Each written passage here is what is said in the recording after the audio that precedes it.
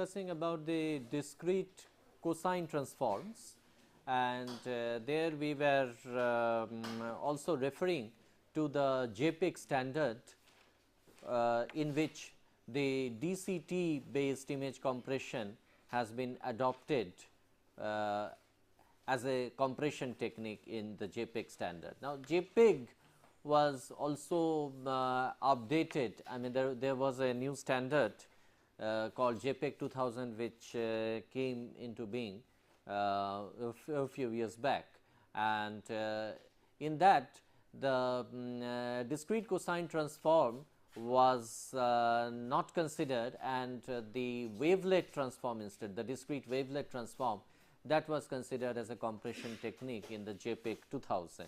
Okay. But DCT in fact is not only followed in the JPEG, but even in the video sequences, okay, where we go in for the compression standards in the MPEG series, the motion pictures experts group, MPEG 1, MPEG 2, okay, they also adopted the DCT as a compression tool, okay, and the standards which have come up from the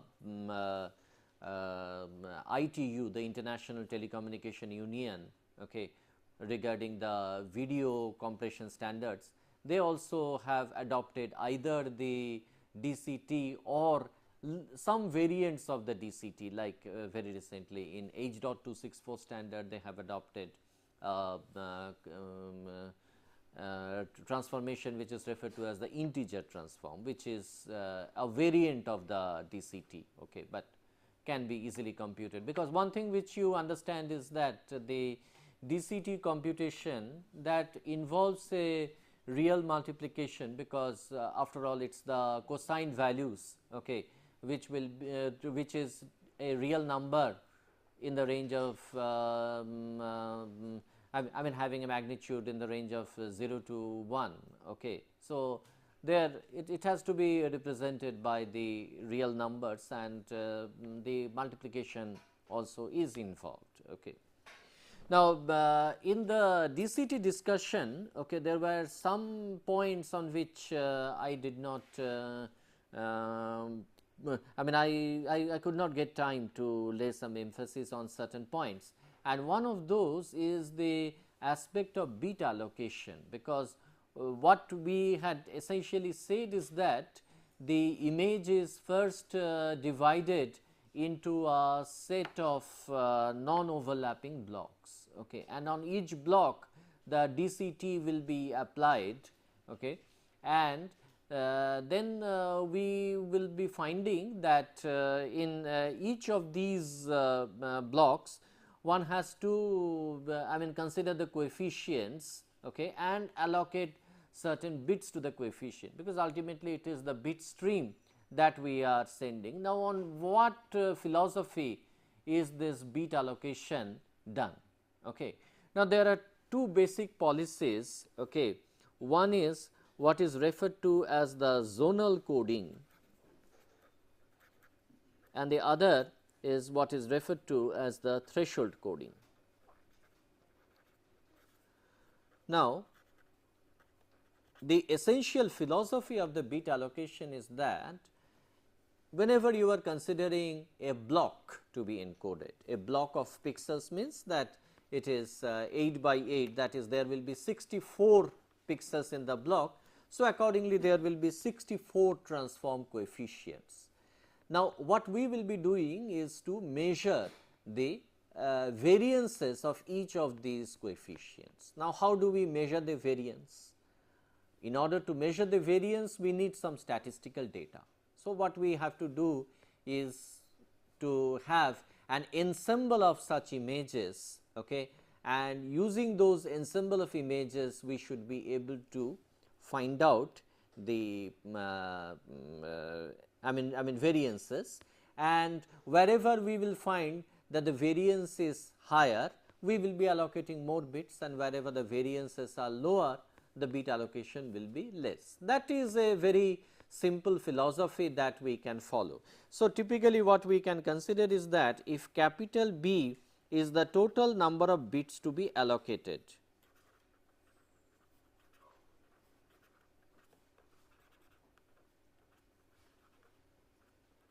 And if we have totally m number of such coefficients, m number of transform coefficients to which we are allocating the bits. Okay.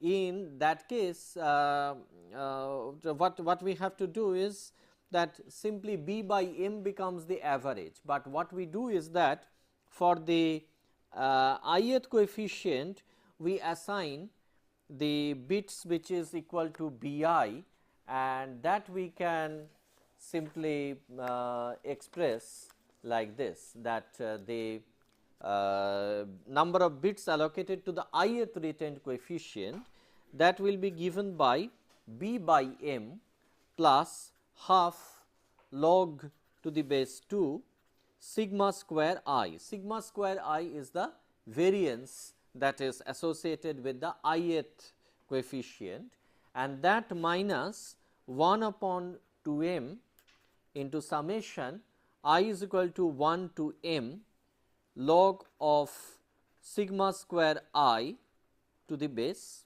2. So, there are m number of coefficients, or rather to say, you can say that m number of retained coefficients. Okay. Now, how do we retain the coefficient? Again, to retain the coefficient we have to put some limitation on the variances. So, we have to put some threshold on the variances, so that if it is higher than a certain threshold, then we will be retaining that. If it is lower than certain threshold, we will not retain it. Okay. So, that is how we will be forming a mask, okay, and that mask will contain only, I mean that mask will be only a binary mask, okay, containing zeros and ones, okay, where the composition of the mask would be something like this. Supposing here I draw a grid of 8 by 8,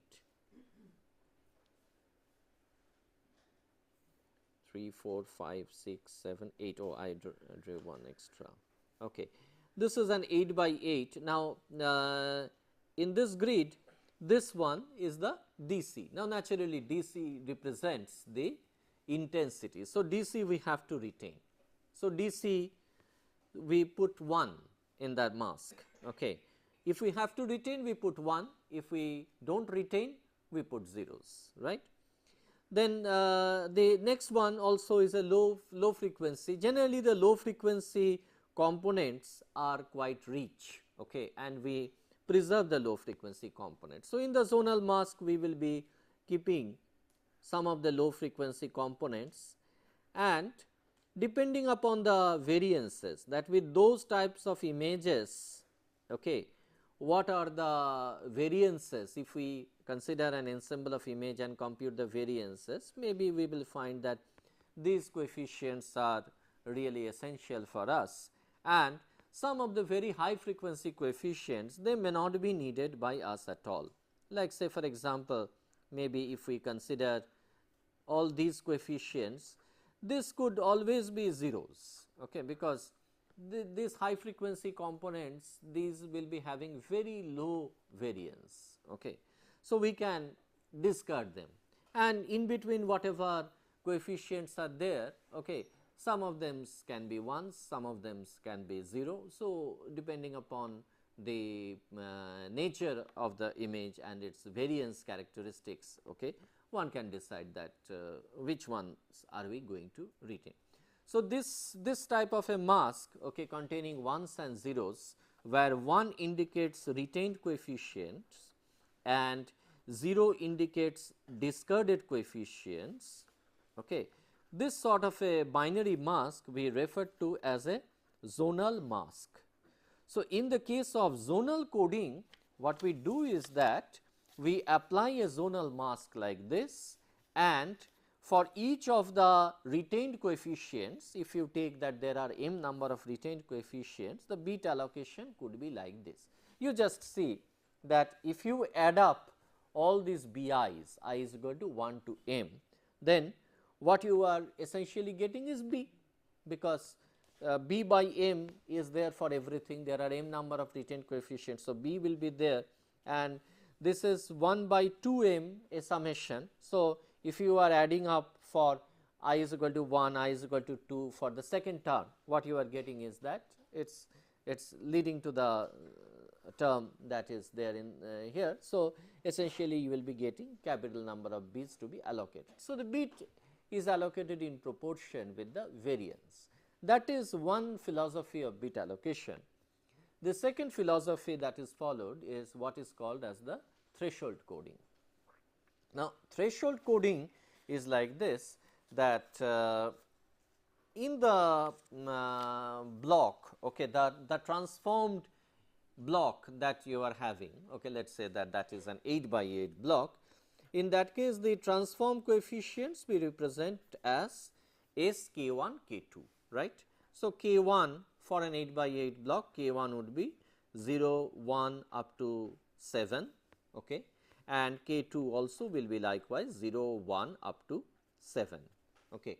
So, these are the transform coefficients, okay, and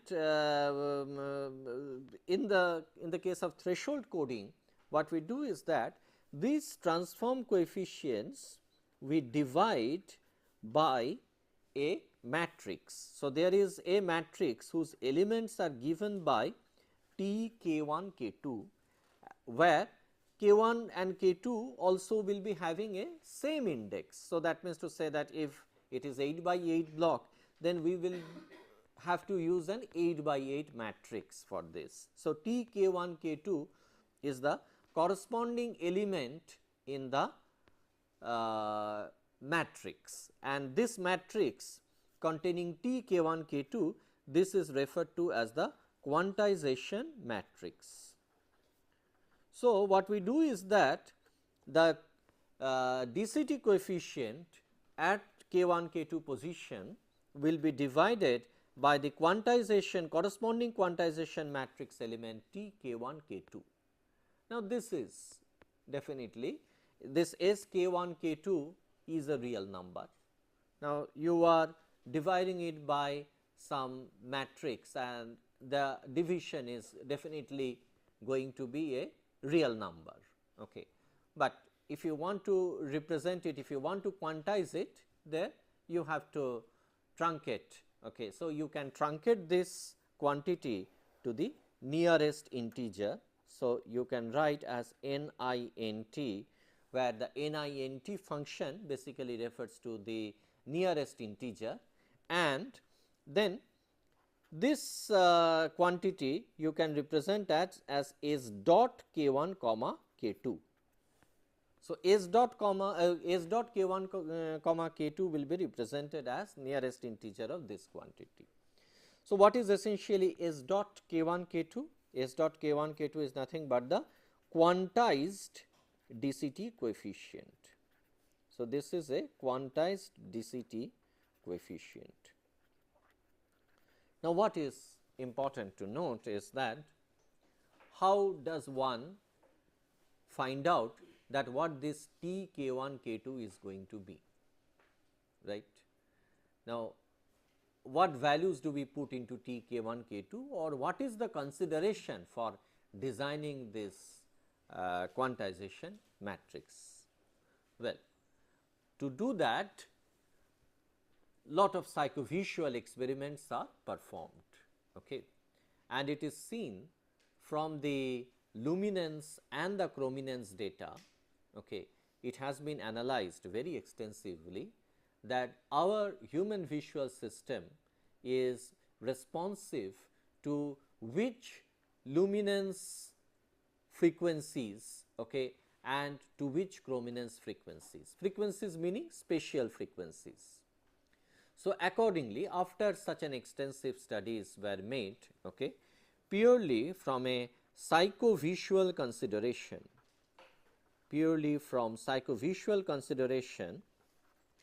this kind of quantization matrix was designed. But mind you, do not think that a single quantization matrix can be universal, because after all the extent of the sensitivity would also depend, as you know, upon the distance from which you are viewing, okay, and the illumination conditions. So, these things are also very important. So, accordingly there will be some variations. So, that is why the people who framed the standard did not specify one single quantization matrix, but rather they specified a set of quantization matrix, okay, which can be used under various conditions. Okay. So, the essential philosophy is that the S k1 k2 coefficients has to be divided by the quantization matrix whose elements are psychovisually motivated, and then the quantized DCT coefficients S dot k1 k2s are obtained. Now, as you had seen in the last class, we had presented the block diagrams and all these things, that where the quantized coefficients will thereafter be, we do a zigzag coding, and the zigzag coding is followed by the entropy coding, because there from the zigzag what we do is that we form a run level pairs. Okay. So, in run level pairs what we do is that when we have an array like this, okay, supposing this is an 8 by 8 array, 3, 4, 5, 6, 7, 8, and again here 4, 5, 6, 7, 8, 2, 3, 4, 5, 6, 7, 8. Okay. So, this is an 8 by 8 array, and then in order to then after scanning these coefficients, what we do is that we form a run level pair, and this run level pair means that what will be the runs of zeros, okay, that we have, which is terminated by a non-zero level. So, simple example is that supposing here we have a 0, say all these things are zeros, okay, and say here we have some non-zero value, let us say minus 5 over here, and here also some non-zero value was there, let us say 10 was there. So, here what we have is that here the runs of zeros start. So, 1, 2, 3, 4, 5, 6, 7, 8, there will be 8 zeros, and after 8 zeros there is a level of minus 5. So, we will call it as 8 comma minus 5. Supposing the next coefficient here is again non-zero 1, say 6. In that case, how do we represent 6? The run is 0, okay, but the level is plus 6. So, the next one will be 0 comma 6. Supposing now we have 0 0 0 minus 1. Okay. So, in this case what it will be 1 2 3 zeros, runs of 3 zeros followed by minus 1. So, we will call it as 3 minus 1.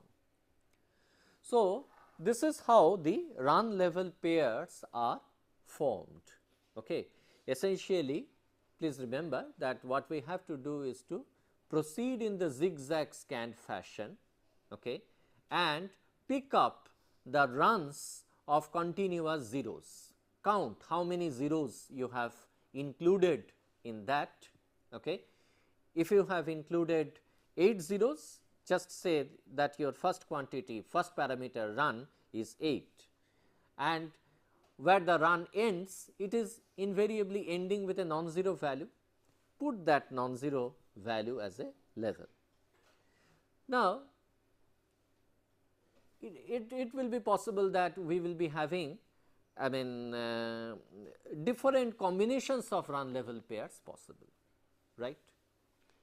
Now, it is not that all these run level pairs are equally probable to occur. Again, one has to find out from an ensemble statistics that which run level pairs are highly probable and which run level pairs are not so probable.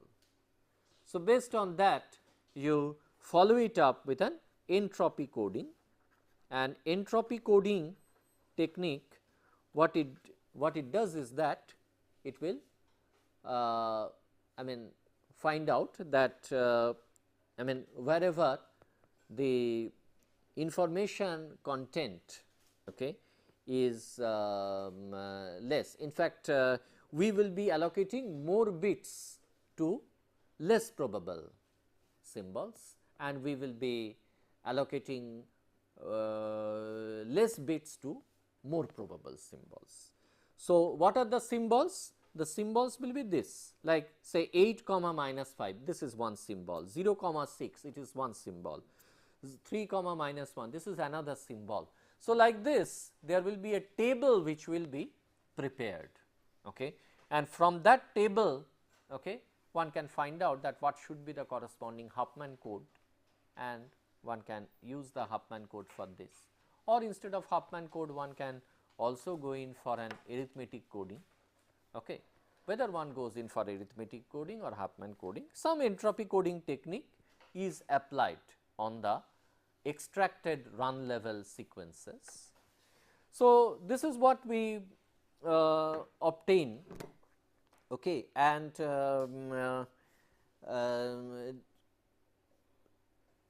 some of the salient points that one should mention is that, is it so that the DCT is good all the time and in all respects?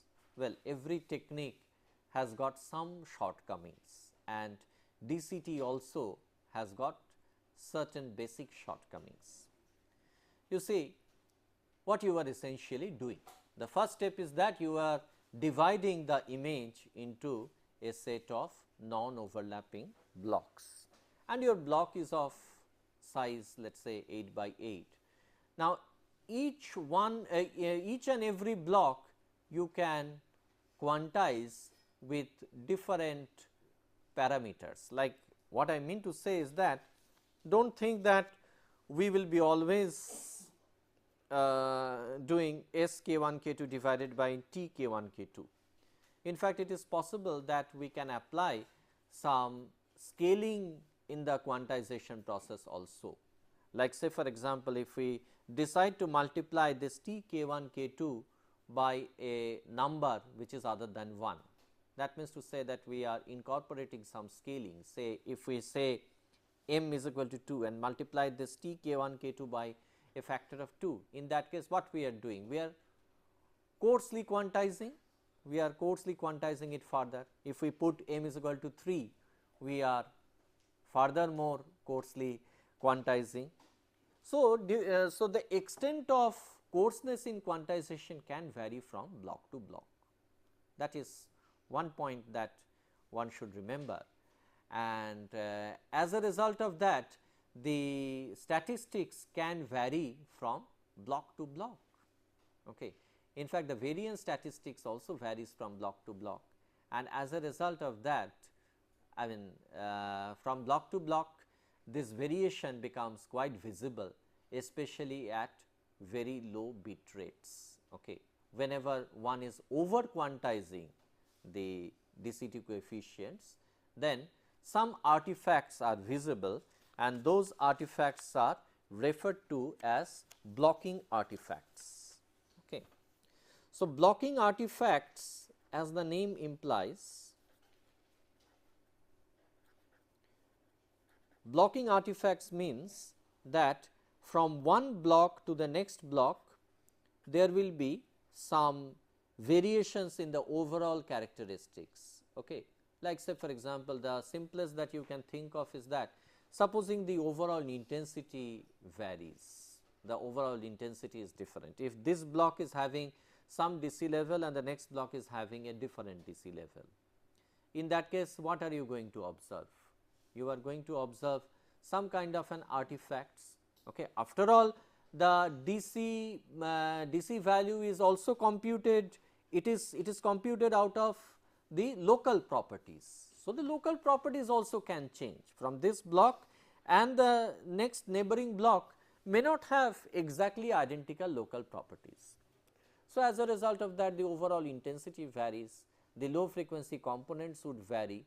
So, this gives rise to some kind of gradations in the quantization of every individual blocks, and this gives rise to some kind of a checkerboard effect. Checkerboard effect means in the sense that, as if to say that from the reconstructed image you will be able to find out that this is one block, this is another block. So, a blockiness, an effect of blockiness would be there, which is referred to as the blocking artifact.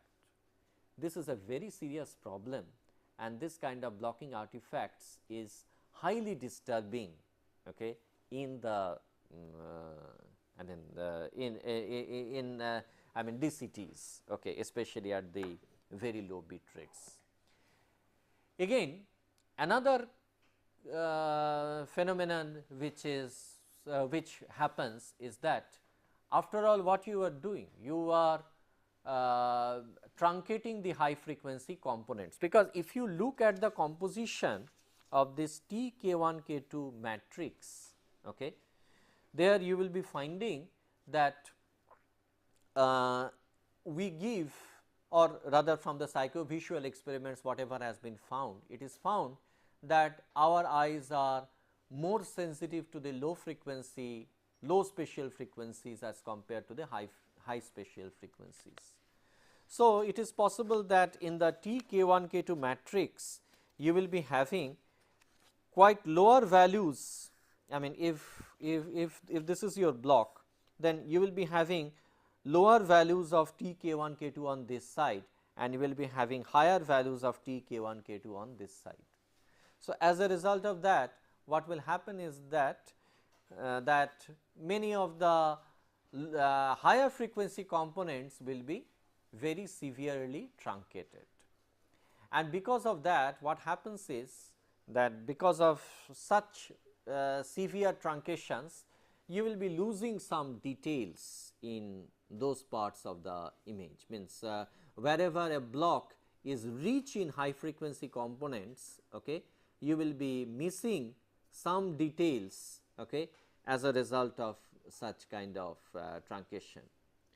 And if you are using it in a low bit rate application, where your total number of bits in the bit pool itself is less, in that case even to the low frequency components also you are assigning less bits, and because of assigning less bits to it, okay, in very uniform region, the regions which are otherwise quite uniform in nature, okay, there you will be introducing some extra artifacts in the form of some graininess.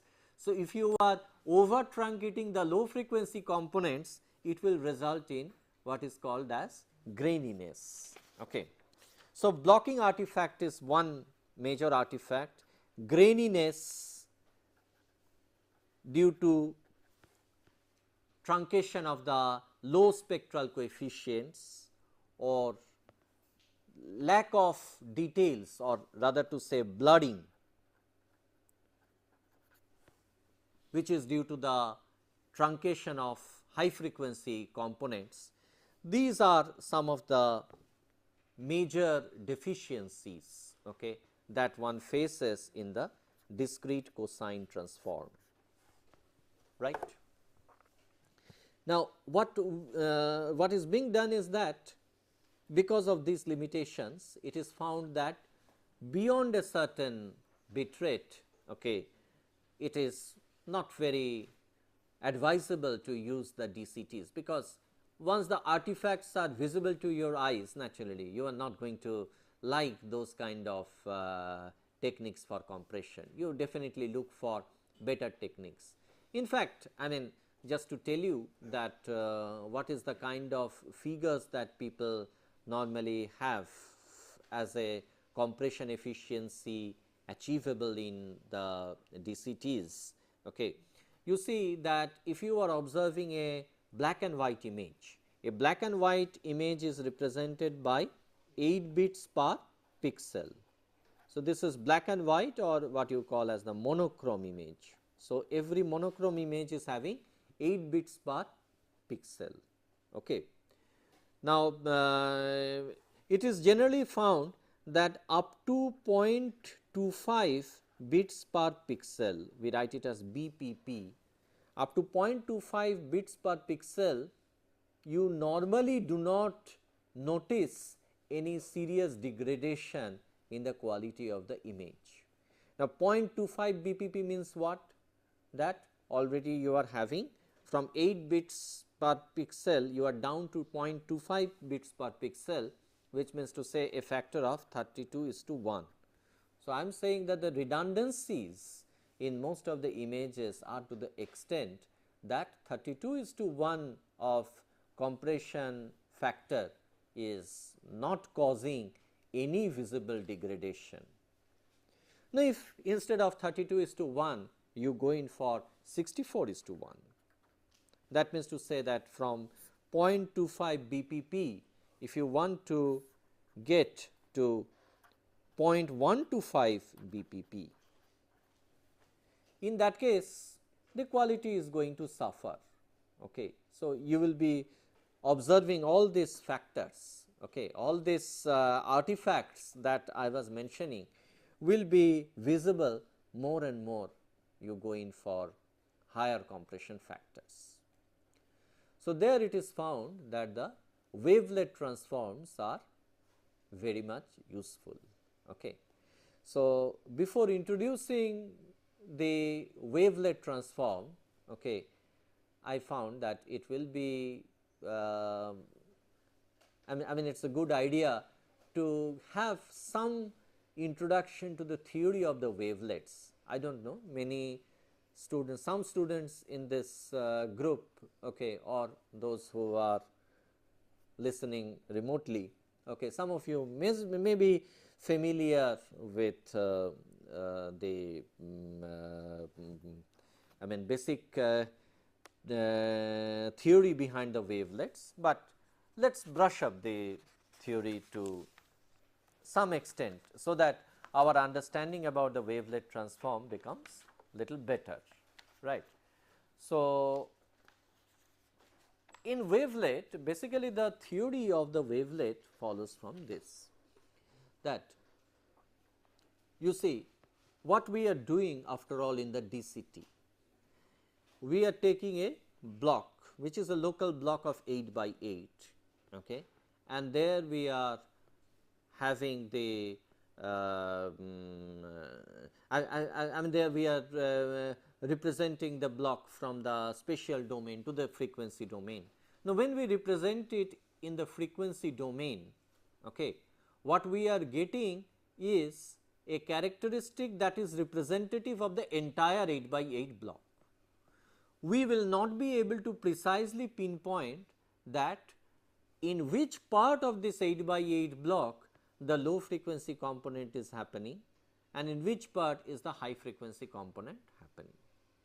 So, the local property, the localization property is restricted in the sense that we are only within that 8 by 8 block, that is all, but within that 8 by 8 block there could be variations, okay, and we will not be able to find out that where exactly is the high frequency located, where exactly is the low frequency located. Same thing happens for the time domain signals also, like say for example, the speech signals which we were considering few classes back. Now, you see that supposing we have got a waveform like this, okay, and now we want to find out that exactly where the high frequency component has appeared. Say here there is a sharp change, here there is a sharp change, here there is a sharp change, okay. Some of the other regions may be uniform. So, if I take the FFT of the entire signal, I cannot really say that where exactly did the high frequency appear. My spectrum will show something that okay, some high frequency part had appeared, but it is not telling me that exactly where did it appear. Okay. So, what is the alternative? We can go in for shorter and shorter frames, and for shorter and shorter frames, if we do the analysis, okay, or rather to say if we go in for a short time Fourier transform, okay, then we will be able to extract such kind of localization properties better. Okay. But again, just see, short time Fourier transform means that you are taking the Fourier series as the basis, okay, or rather to say you are taking the trigonometric functions as basic functions, and those are the functions that is extending from minus infinity to plus infinity, and you are incorporating a truncation, a forcible truncation, that is what you are doing. So, as a result of that, the windowing effects etc., which you all must be familiar with. So, this is what really disturbs the performance to a large extent. Okay. So, as a result of that, we have to go in for some technique where the localization will be better, and in this case we are talking about the space frequency localization. Why space frequency?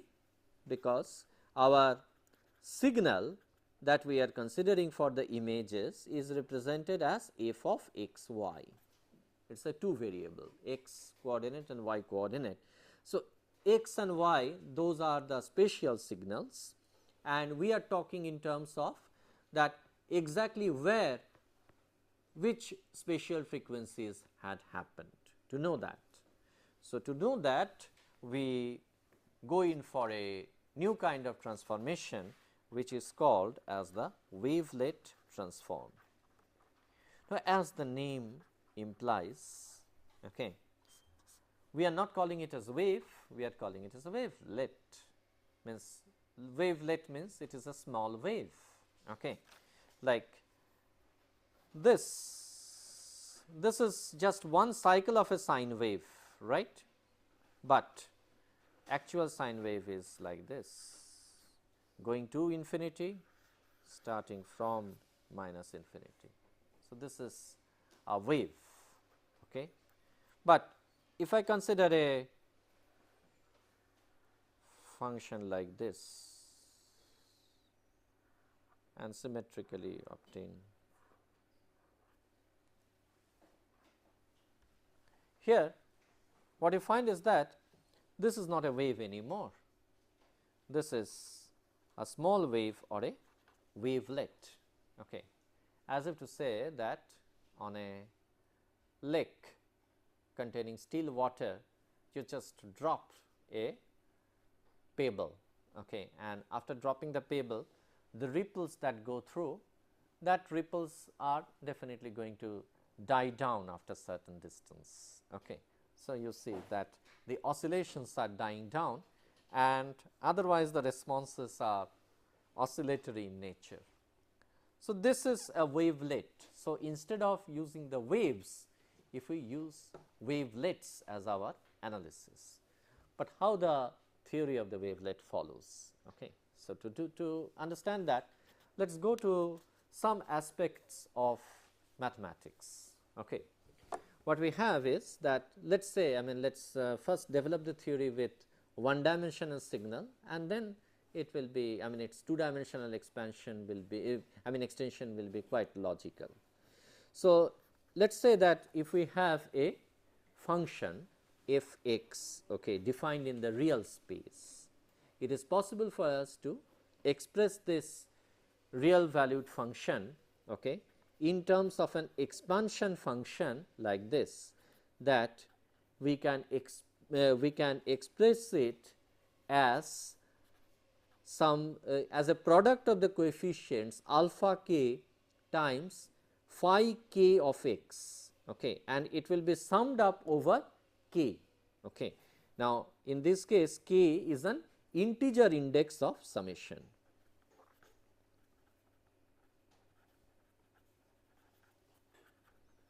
So, what I mean to say is that the real valued function f x will be approximated, okay, by a series summation of a set of functions given by phi k's. So, when I have phi is when I have k is equal to 1, it is alpha 1 phi 1. When I go in for k is equal to 2, it is alpha 2 phi 2 and so on. Now, how many terms I keep in this series is again we have to decide based on how close the approximation is going to be, right. Now, this set of functions phi k's, okay, we realize, okay, using a scaled and shifted version of some basic function. Okay. So, since I mentioned scaled and shifted, so these functions will have two basic parameters which are associated with it. One is to what extent it is scaled and the other is to what extent it is shifted. So, there will be two variables that will be associated with it, and we call those variables as phi, the set I am writing phi, and as suffix I am writing two quantities r comma s, okay, with the argument x. X continues to be the argument, but these two parameters r and s, what are they? R is called as the scaling parameter, R is called as the scaling parameter, and S is called as the shift parameter. And both this R and S, okay, this R as well as this S, they belong to the integer space Z, right. So, we have to consider a set of functions, okay, given by phi r s, right. And how are these functions interrelated to each other? We define their interrelationship like this, that phi r s actually is defined as phi r s of x is given by 2 to the power r by 2 phi of 2 to the power r x minus s. This is the basic definition of these functions that we are considering. Phi r s is equal to 2 to the power r by 2 this. Okay, do not worry about the mathematical expression, we are not going into anything abstract. Okay. Just see that let us try to interpret it in a very nice way. Let us say we put r is equal to 0 and we put s is equal to 0, then what results? Then what results is phi 0 0 x becomes equal to 2 to the power 0, 2 to the power 0 means 1, and phi 2 to the power 0. So, here x, s is also 0. So, phi 0 0 x is nothing but phi x. So, what we are considering as a basic function is this phi of x. Let us say that this is our starting point. Now, if we want to obtain, okay, let us say instead of phi 0 0 x, if I want to obtain phi 1 0 x, how do I realize that? To have phi 1 0 x, I have to put r is equal to 1 and s is equal to 0.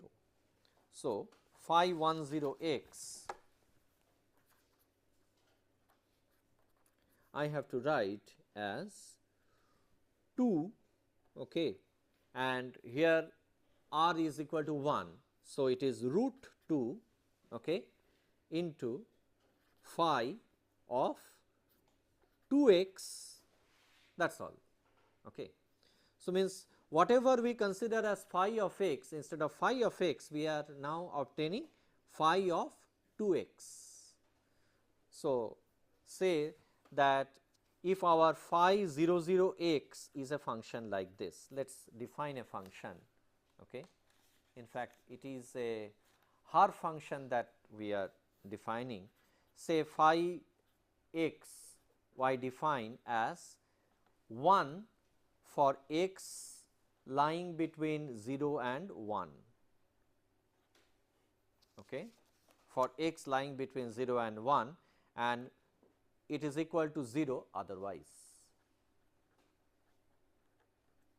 okay, which means to say that the plot of the function would be like this, that say this axis if I draw x and this axis I draw phi of x, in that case the function would look like this. Say this is x is equal to 0 and let us say that this is x is equal to 1, this is x is equal to 2. So, all these smaller grids are 0.25 distant apart.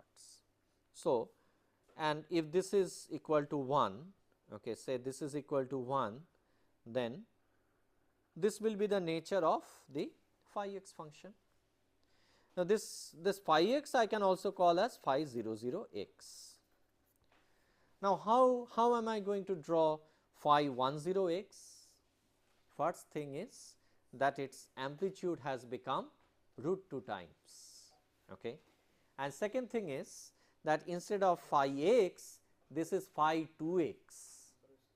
So, phi 2 x means that it is scaled by a factor of 2, which means to say that it is compressed by a factor of 2.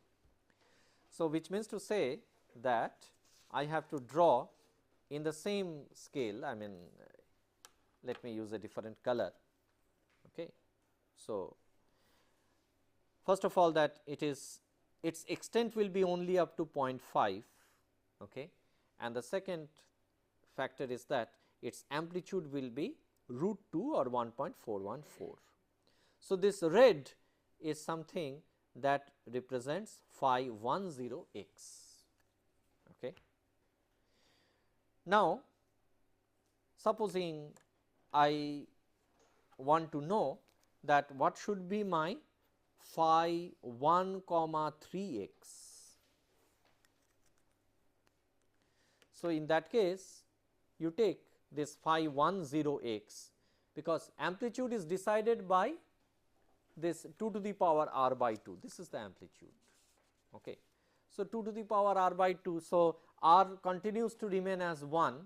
So, amplitude will be fixed at root 2, but whenever I want phi 13 x, that means to say that my shift parameter has become 3.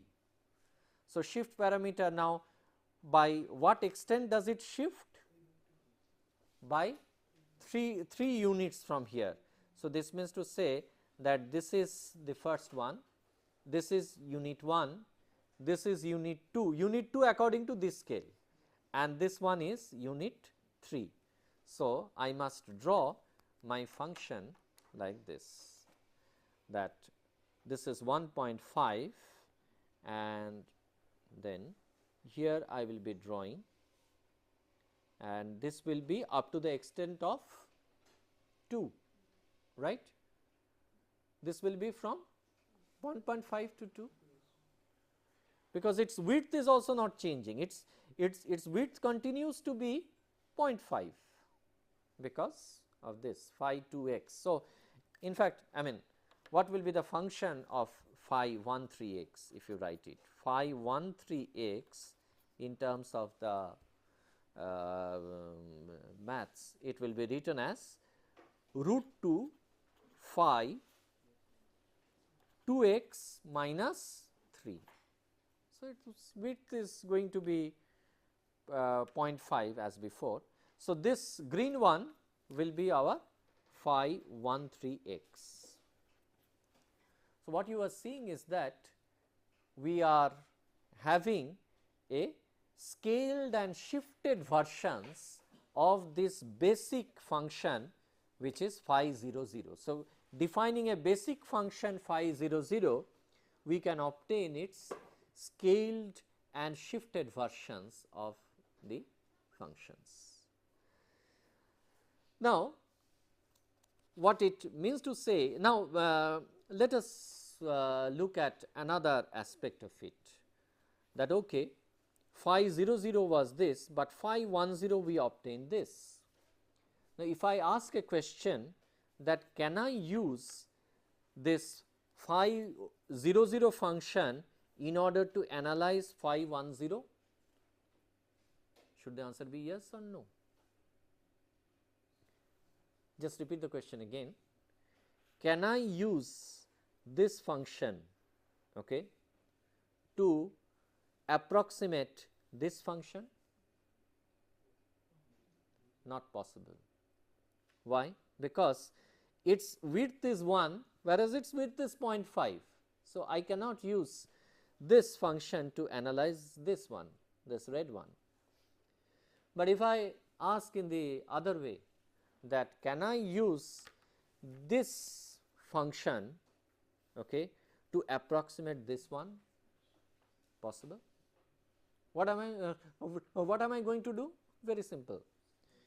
I scale this by 1 by root 2, and then what I do, I create a shifted version of the scaled function by 1 unit, and I add up these two. So, I can approximate phi 0 0 as, just tell me that whether am I writing correctly or not, phi 0 0 x I can obtain as 1 by root 2 phi 1 0 x,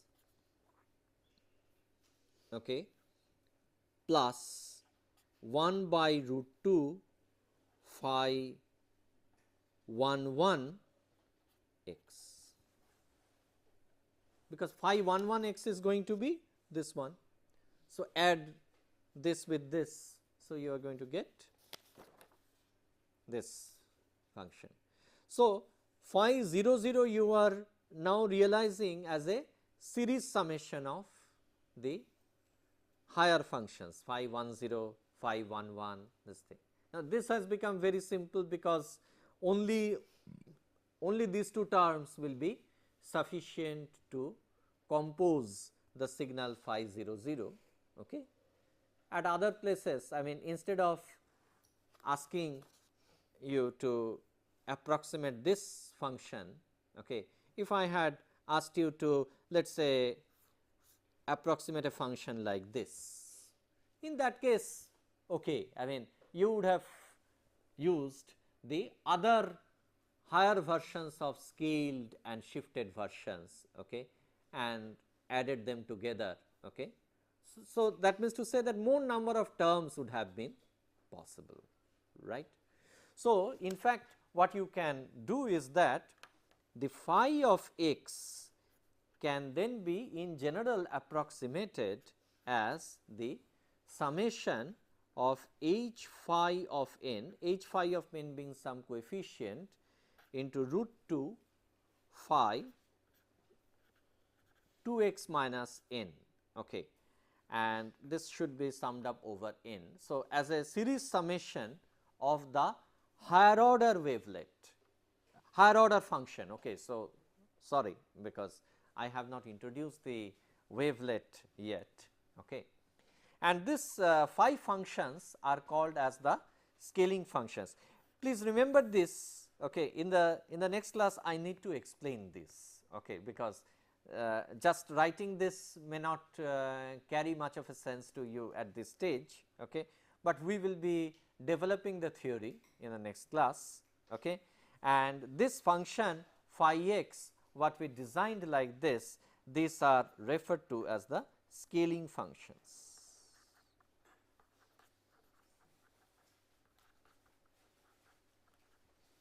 Okay.